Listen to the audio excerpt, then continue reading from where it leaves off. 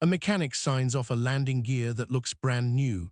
No scratches, no corrosion, chrome still gleaming, and then a crane lifts it out of the aircraft and it goes to be torn completely apart. The gear didn't fail. Nothing's wrong with it. The calendar simply ran out, and on a landing gear, the calendar wins every time. Almost everything on an airplane is maintained on condition. You inspect it, and if it's good, it stays. The landing gear is different. It carries a hard time limit, a fixed number of years and flights, after which it comes off no matter what an inspection shows. Think about what this leg does. It holds up the entire weight of the aircraft, absorbs the slam of every touchdown, then folds into the belly and rides along as dead weight. It's the one structure that takes a violent mechanical beating thousands of times, and it has to work perfectly on the landing that matters. So engineers don't trust the eyeball, they trust the clock. Here's the deeper reason a spotless gear still gets pulled. The main legs are forged from ultra-high-strength steel, and that steel is coated in hard chrome plating. The plating fights wear and corrosion, and it lets a worn surface be rebuilt to size. But that same chrome is a liar. Fatigue cracks in high-strength steel start microscopically small, down in the base metal, underneath the plating where no flashlight will ever find them. The chrome layer itself is hard and brittle, and it can craze into fine cracks that mask what's happening below. A gear can look perfect on the outside, while a crack quietly grows underneath. And these parts live at the edge of what steel can take.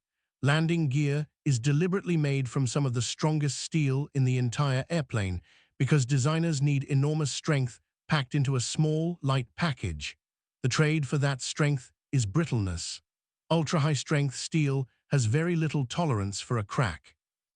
Once a flaw reaches a critical size, it can run fast, and a landing gear collapse on rollout is not survivable the way a lot of other failures are.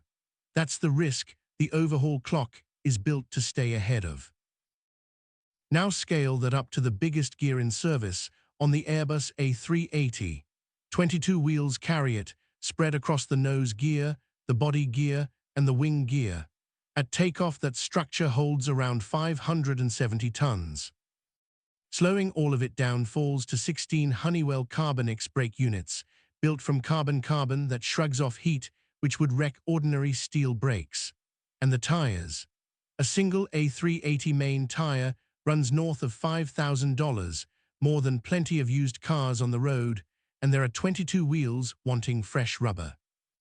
For a jet in this class, the replacement clock runs somewhere around 10 years or roughly 18,000 flights, though the exact limit is written into each type's maintenance program and varies from aircraft to aircraft.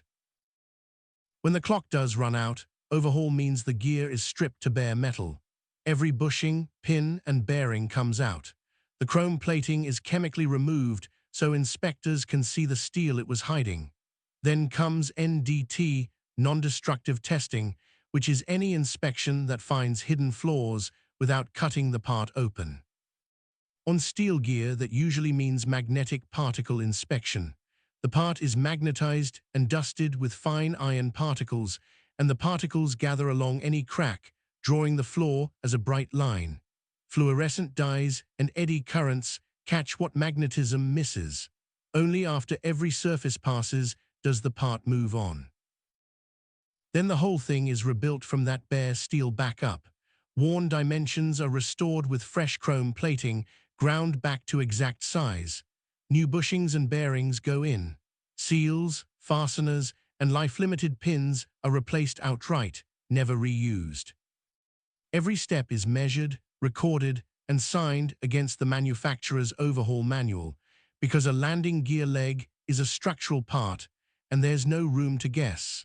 What rolls out the door is effectively a zero-time component, reset to begin another full service life under the aircraft. Doing this on an A380 is a serious undertaking. Emirates Engineering, when it carried out its first complete A380 landing gear change, put the job at 14 days. 2 weeks to jack a 500-ton aircraft, disconnect the hydraulics, wiring and structural pins, lower out gear assemblies the size of small trucks, fit the overhauled set, then rig and test every system before the airplane can fly again. And this is planned, scheduled work, slotted into a heavy maintenance visit long before the deadline arrives. Nobody waits for a landing gear to tell them it's tired. That's the logic behind throwing away a gear that still looks flawless. On the ground, condition can be faked by a shiny surface. In the air, it can't. So the industry replaced judgment with a hard number, a fixed count of years and landings, and it retires the gear while it's still strong rather than waiting to learn where the crack was hiding. The next time you feel the wheels thud down, remember that something already knew that leg's expiration date long before you ever boarded.